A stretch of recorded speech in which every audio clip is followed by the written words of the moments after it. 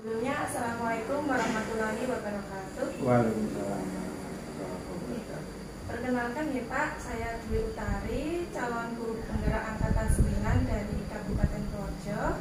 Nah, di sini saya ingin Pak, sejenis bincang-bincang ataupun wawancara itu dengan Pak Kepala. Kebetulan karena memang saya instansi bekerjanya di sini, jadi ini termasuk salah satu tugas dari calon guru penggerak untuk mewawancarai Bapak Kepala Sekolah mengenai dilema etika. Nah, kemudian untuk yang pertama Pak, kami ada beberapa pertanyaan. Nah, untuk yang pertama ini, bagaimana sih tanggapan Bapak untuk mengidentifikasi kasus-kasus yang merupakan dilema etika ataupun rujukan moral di sekolah ini, Pak? Terima kasih. Assalamualaikum warahmatullahi wabarakatuh. Waalaikumsalam. Saya Hidayat Hamid, Kepala SMP Negeri 29 Purworejo. Ya, pertanyaan tadi jadi mengenai dilema etika ini memang adalah merupakan suatu hal yang perlu adanya kebijakan di dalam memutuskannya. Nah, untuk itu tentunya di dalam menanggapi ini harus dari banyak segi, untuk memecahkan permasalahan tersebut. Jadi untuk itu maka tentunya untuk mengidentifikasi ini kita melihat dari segi dari apa permasalahan yang muncul. Kemudian dari permasalahan yang muncul ini kemudian kita mencari informasi dari banyak sumber. Nah, baru kemudian setelah itu kita rumuskan, kita jadikan itu sebagai suatu hal yang harus dipecahkan permasalahan tersebut, tentunya dengan berbagai macam pertimbangan. Jadi itu yang cara yang dilakukan untuk mengidentifikasi dilema etika. Jadi intinya dalam mengidentifikasi kasus tentunya Pak Kepala itu harus bekerja sama dengan berbagai lini, tentunya untuk mengidentifikasi dari kasus tersebut. Kemudian yang kedua nih Pak, kira-kira selama ini Bapak dalam menjalankan pengambilan keputusan di sekolah, terutama kasus-kasus di mana ada dua kepentingan yang sama-sama benar Pak, atau sama-sama mengandung nilai kebajikan. Nah, bagaimana sikap Bapak dalam menjalankan pengambilan keputusan tersebut? Iya, terima kasih. Jadi di sini jika ada suatu permasalahan, misalnya kasus dulu pernah di sekolah ini ada anak yang secara tidak sengaja melukai teman sekelasnya secara tidak sengaja. Kemudian dari sini orang tua melakukan tuntutan. Nah, untuk itu nantinya tentunya kita harus melihat dari berbagai macam segi yang bisa kita gunakan informasi tersebut di dalam memecahkan masalah tersebut. Ya. Berarti dari pengambilan keputusan tersebut Bapak tentunya kembali lagi harus menggali informasi dari berbagai pihak. Kemudian tentunya nanti yang diharapkan dalam pengambilan keputusan tersebut tentunya yang berpihak pada murid, Iya. Jadi istilahnya tidak merugikan salah satu pihak, karena memang pendidikan sekarang ini mengedepankan itu berpihak pada murid. Kemudian yang ketiga nih Pak, kira-kira langkah atau prosedur apa sih yang biasa Bapak lakukan selama ini dalam mengambil keputusan? Jika kita menemui suatu permasalahan, maka saya biasanya memanggil wakil kepala sekolah, ya. Jadi di mana wakil kepala sekolah ini nantinya kita tugasi untuk mencari berbagai macam informasi yang bisa digunakan sebagai masukan untuk mengatasi permasalahan tersebut, sehingga harapannya dengan banyak pertimbangan maka nanti adanya suatu win-win solusi gitu ya. Berarti bagus sekali nggih Pak nggih, dari unsur wakaf, kemudian mungkin bisa juga dari wali kelas, dari wali kelas, dan juga mungkin ada beberapa ibu mapel yang memang mereka mengampu di kelas tersebut. Iya. Kemudian yang keempat nih Pak, kira-kira hal apa saja sih yang selama ini Bapak anggap efektif dalam pengambilan keputusan pada kasus-kasus dilema etika? Yang efektif adalah tetap kita membentuk suatu tim ya, tim itu ya, tim walaupun secara tidak tertulis ya, dengan kita bekerja sama dengan tim tersebut, maka tim inilah nantinya akan mencari berbagai macam informasi dari semua ini, sehingga setelah adanya masukan dari tim ini maka kita bisa memecahkan permasalahan tersebut. Jadi caranya itu dengan bekerja sama dengan tim, dengan tim, ya. Kemudian untuk hal selama ini yang menjadi tantangan dalam pengambilan keputusan pada kasus dilema etika itu Bapak seperti apa? Dilema etika itu apa ya? Itu kalau menyangkut masalah rekan kerja itu yang sangat sulit untuk memecahkannya, karena harus hati-hati kita buat jangan sampai kita membuat suatu keruhan gitu. Jadi ini yang sangat sulit. Kalau pada siswa insya Allah cepat, tetapi kalau pada teman sejawat itu yang harus dengan banyak pertimbangan.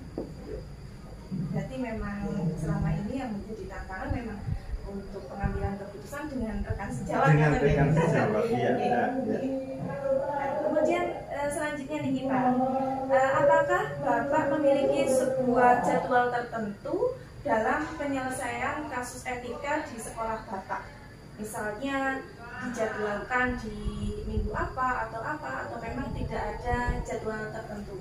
Tidak ada jadwal tertentu, karena ini sifatnya adalah apa ya, insidental, kasus ini insidental, sehingga kita tidak bisa menjadwalkannya. Lah untuk itu ya kita dengan adanya laporan yang secara intensif, mungkin dari semua waka, kemudian dari wali kelas, kemudian dari guru BK, dengan tata usaha, dengan masukan ini mungkin ini yang akan mempercepat ya. Jadi permasalahan itu jika ada muncul itu kita bisa sedini mungkin untuk bisa mengatasi. Jadi tidak bisa adanya suatu jadwal khusus, harus insidental itu memang. Situasi ya. Kemudian yang selanjutnya nih Pak, adakah seseorang ataupun faktor-faktor yang selama ini mempermudah ataupun membantu Bapak dalam mengambil keputusan dalam kasus dilema etika? Apakah ada faktor misalnya dalam mengambil keputusan itu ada faktor betul? Ya, faktor keterbukaan itu. Keterbukaan ini yang bisa menyelesaikan dengan setuntas-tuntasnya gitu. Tapi kalau dari sini tidak ada keterbukaan, ya kita bisa salah di dalam mengambil keputusan. Ya. Jadi faktor intinya di sini dalam mengambil keputusan yaitu adanya keterbukaan. Ya. Nah. Kemudian ini yang terakhir nih Pak, dari semua hal yang telah Bapak sampaikan tadi, kira-kira pembelajaran apa sih yang bisa Bapak petik dari pengambilan keputusan selama Bapak menjadi kepala sekolah? Baik itu keputusan siswa ataupun dengan keputusan dilema etika dengan rekan sejawat. Ya. Jadi di sini hal yang menarik itu ya memang sekolah itu adalah merupakan segala sesuatu yang berkait dengan pendidikan. Jadi di sekolah inilah maka semua warga sekolah itu harus bisa belajar. Lah, belajar di sini bukan hanya siswa, tapi kita kepala sekolah juga belajar, guru-guru juga belajar, staf juga belajar, orang tua juga belajar. Lah inilah yang namanya pendidikan. Jadi di sini nilai moral itu memang menjadi sesuatu yang sangat kita junjung gitu ya. Karena pendidikan adalah merupakan hal yang tidak secara langsung bisa kelihatan hasilnya. Kalau kita buat jembatan, kita buat gedung, dalam sekian waktu kita lihat bisa. Tetapi untuk pendidikan kan tidak bisa. Jadi ini membutuhkan waktu yang lama. Lamanya sama seperti hanya pepatah dari Cina. Kalau kita ingin hidup 1 tahun, maka ya tanamlah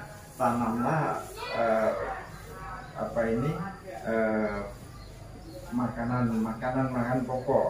Kemudian kalau 2-3 tahun ya tanamlah mungkin besi lah. Kemudian kalau kita pendidikan, kita hidup 100 tahun pendidikan. Jadi pendidikan merupakan hal yang sangat panjang sekali, bisa nampak wujudnya. Terima kasih Pak, sungguh sangat terkesan sekali wawancara kali ini dengan Bapak. Jadi hikmah yang bisa diambil tentunya sebagai kepala sekolah ataupun sebagai rekan sejawat ataupun siswa, tentunya kita harus selalu untuk terus belajar karena memang pendidikan itu tidak bisa langsung instan hasilnya, nanti kita bisa petik di kemudian hari. Terima kasih Pak atas waktu yang sudah Bapak berikan kepada saya. Semoga nanti ke depannya saya dalam menjalankan tugas CPP ini dapat berjalan dengan baik. Kemudian Bapak Kepala juga bisa mengemban amanah itu dengan baik juga dan juga lancar. Sukses. Terima kasih ya Pak. Assalamualaikum warahmatullahi wabarakatuh, Bu. Waalaikumsalam warahmatullahi wabarakatuh. Perkenalkan, saya Dwi Utari, CGP dari SMP Negeri 29 Purworejo. Di sini saya ingin sedikit wawancara dengan Ibu. Ibu mungkin bisa perkenalkan dulu. Selamat siang Bu Dwi Utari. Perkenalkan, nama saya Kusuman dari SPG MPD. Di sini saya adalah kepala sekolah dari SMK Bakti Putra Bangsa Purworejo. Terima kasih atas kerawuhannya Bu Dwi Utari. Saya sangat senang ditunjuk sebagai narasumber untuk tugas guru penggerak. Nah, di sini Bu, nanti saya akan wawancara dengan Ibu berkaitan dengan dilema etika, Bu. Dalam setiap sekolah tentunya kan biasanya itu terjadi atau ada sebuah kasus atau mungkin sebuah dilema gitu ya Bu, ya, berkaitan dengan sekolah ataupun berkaitan dengan murid misalnya ataupun dengan Bapak Ibu guru dan lain sebagainya.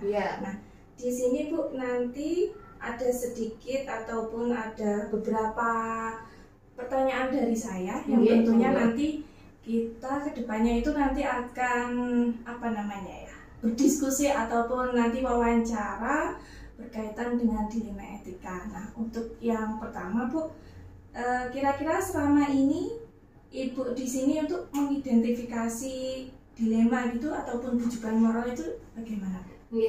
Yang pertama Bu Dwi Utari perlu diketahui bahwa saya itu diamanai menjadi kepala sekolah per bulan September 2023. Jadi untuk pengalaman saya sebagai posisi kepala sekolah tentunya belum begitu banyak karena masih beberapa bulan ini.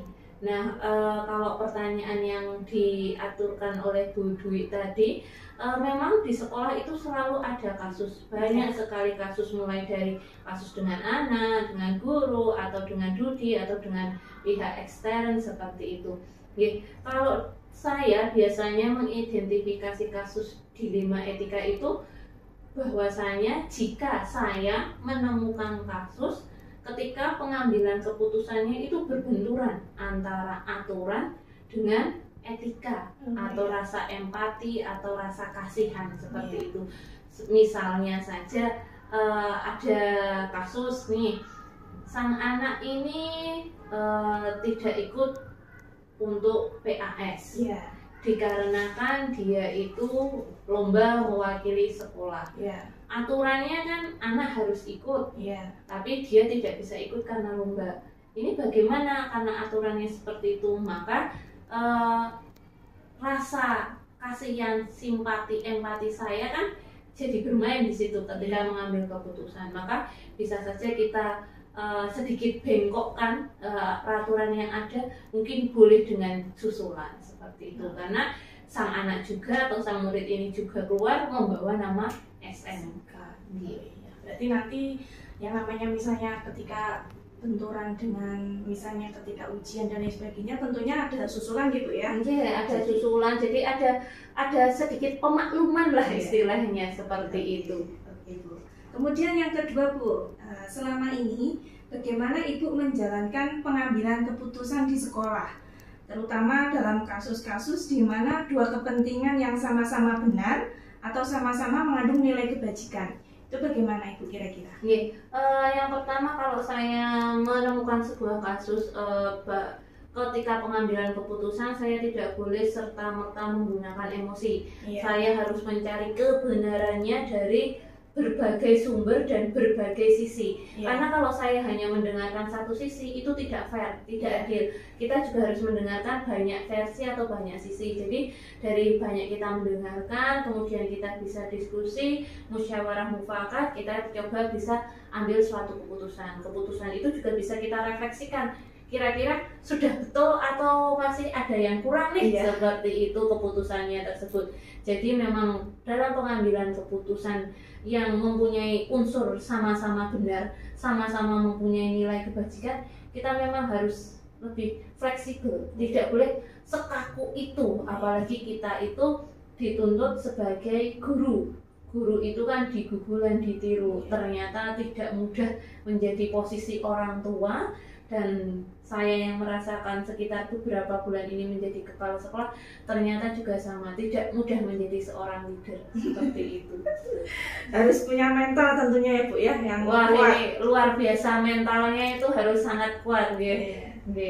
Nah kemudian ini Bu, yang ketiga, dari kasus tersebut misalnya langkah apa sih atau prosedur apa yang biasa Ibu lakukan selama ini? Kalau langkah-langkah atau prosedur yang saya lakukan dalam pengambilan keputusan ketika ada dilema tadi, yang pertama saya akan berkoordinasi dengan pertama wali kelasnya dulu. Kalau ada kasus harusnya wali kelas yang tahu terlebih dahulu. Kemudian nanti beralih ditambah dengan BK lagi naik dengan kesiswaan. Tapi saya juga tidak luput harus mendengarkan sisi orang tua. Karena orang tua itu yang sebenarnya tahu dalamnya anak seperti apa ketika di rumah. Di sekolah siswa itu kelihatannya kalem, anteng, tapi ketika di luar sekolah kita tidak bisa menjamin perilaku sang anak seperti apa. Jadi kalau ada kasus-kasus tertentu, kita harus melibatkan orang tua dalam pengambilan keputusannya. Kemudian kita juga yang pertama harus mendengarkan anak.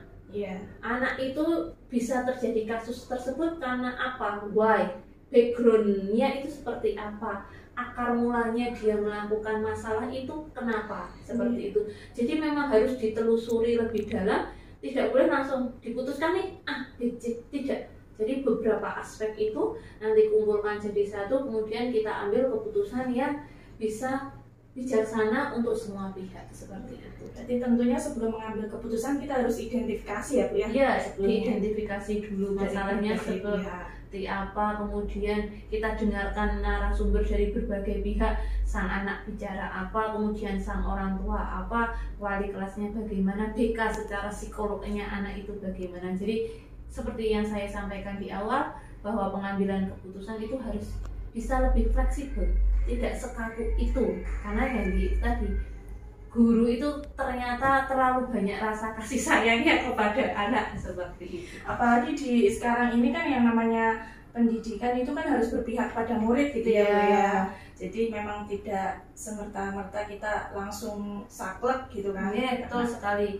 Karena pendidikannya sekarang itu harus berpihak pada murid, jadi bahwasanya pengambilan keputusan itu ujungnya kembali lagi ke murid. Iya. Kemudian ini Bu, selanjutnya. Nah, kira-kira hal apa saja sih Bu yang selama ini Ibu anggap efektif dalam mengambil keputusan kasus-kasus dilema etika?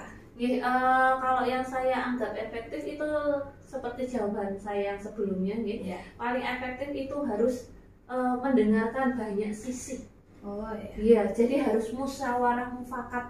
Kira-kira pengambilan keputusannya itu yang terbaik seperti apa, dirembuk bareng-bareng. Kemudian yang utama keputusannya harus berpihak pada murid. Tujuannya itu. Oke. Kemudian selanjutnya nih Bu. Nah, hal apa saja sih Bu yang selama ini menjadi tantangan dalam mengambil keputusan Ibu selama ini? Kira-kira tantangannya apa? Tantangan saya mungkin belum begitu banyak ya Bu Dwi, karena memang saya baru beberapa bulan ini menjabat jadi kepala sekolah. Kalau tantangan saya itu lebih kepada saya sendiri sebetulnya.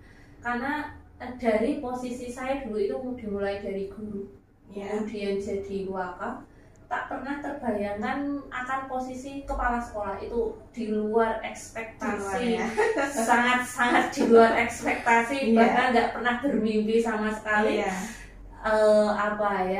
Like a special gift gitu, kayak hadiah yang sangat spesial, ujuk-ujuk ditunjuk saja begitu, nggak ada persiapan gitu ya.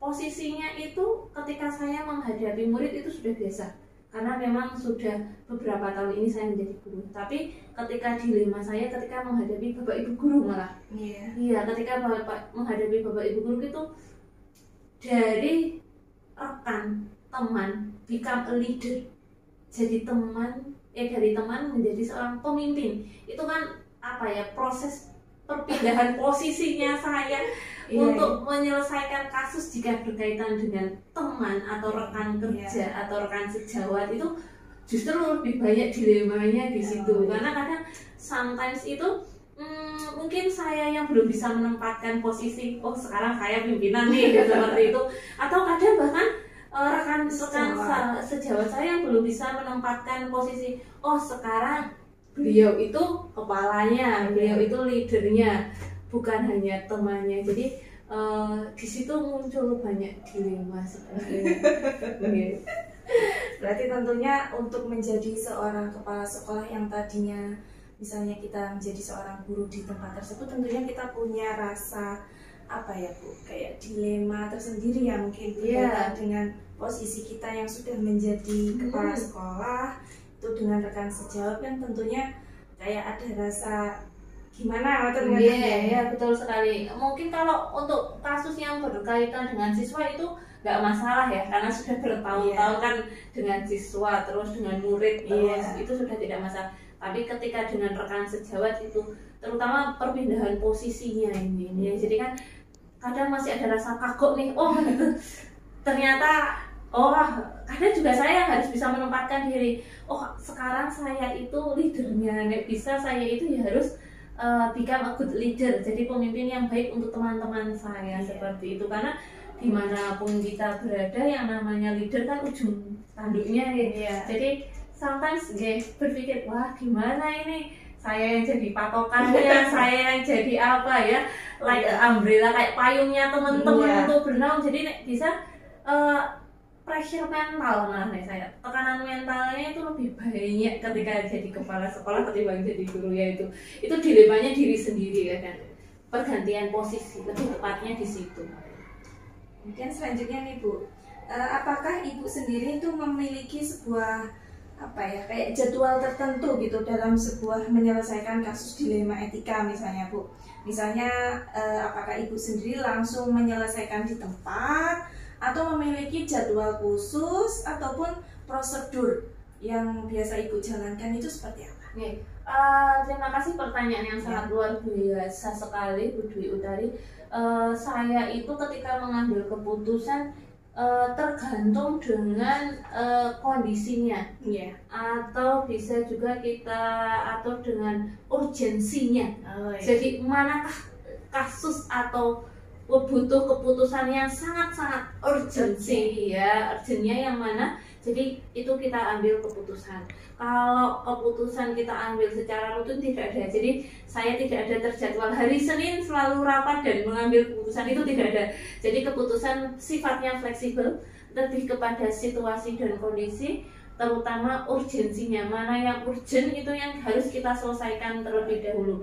Tapi saya tidak pernah menyelesaikan kasus saat itu hari itu juga jika itu kasusnya butuh banyak mendengar dari berbagai sisi. Kalau yang kasus hanya sederhana mungkin dia bisa saat itu hari itu juga. Tapi kalau kasus yang lebih complicated itu tidak bisa diselesaikan dalam satu hari. Karena kalau kita selesaikan dalam satu hari itu jadinya tidak wise, tidak bijaksana sama sekali. Keputusannya kadang terlalu menggebu-gebu atau terlalu terbawa emosi. Nah itu yang saya hindari seperti itu. Jadi kalau kasusnya terlalu complicated, kita memang harus tadi melaksanakan beberapa langkah atau prosedur yang saya sampaikan di awal.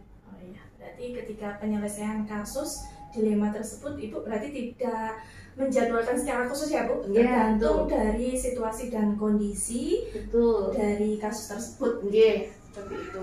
Kemudian Bu, ini mengenai faktor-faktor Bu yang selama ini mempermudah Ibu dalam mengambil keputusan dalam kasus dilema itu seperti apa faktornya? Nah, kalau faktor yang mempermudah itu biasanya saya banyak melakukan koordinasi, musyawarah dengan berbagai pihak, dengan teman-teman di sini, dengan beberapa lini kerja di SMK Bakti Putra Bangsa Purworejo, karena dengan saya mendengarkan banyak faktor, banyak teman-teman rekan sejawat itu biasanya mereka bisa menyampaikan, oh ini kasusnya seperti ini, mungkin solusinya seperti ini, mungkin seperti ini. Jadi saya banyak mendapatkan opini, pendapat dari teman-teman. Kasus ini mungkin penyelesaiannya gini, kasus ini mungkin gini. Jadi kan itu backup alternatif solusi untuk saya. Oh ini loh, ternyata ada kasus seperti ini, tapi penyelesaiannya bisa pakai cara A, B, C, D, dan mungkin cara-cara yang disampaikan oleh rekan-rekan di SMK Bakti Putra Bangsa itu belum pernah terpikirkan oleh saya. Oh iya ya, ternyata bisa dengan cara ini. Oh iya ya, ternyata bisa kita ambil kebijakan seperti ini, seperti itu. Jadi yang pertama buat saya adalah communication. Yang penting komunikasinya baik, komunikasinya lancar, insya Allah segala kasus permasalahan bisa diselesaikan dengan bijaksana. Berarti intinya itu kita harus sesama dengan rekan sejawat ataupun dengan murid dan lain sebagainya, kita harus komunikasi gitu ya. Yang penting. Kemudian yang terakhir nih Bu, dari semua hal yang Ibu sampaikan tadi, kira-kira pembelajaran apa sih yang bisa Ibu petik dari pengalaman Ibu dalam mengambil keputusan dilema etika? Pengalaman yang menjadikan saya patokan sampai sejauh ini adalah pertama, sebagai seorang pemimpin tidak boleh mengambil keputusan secara tergesa-gesa dengan penuh rasa emosi. Jadi pengambilan keputusan alangkah lebih baiknya dimusyawarahkan dan dengan kepala dingin.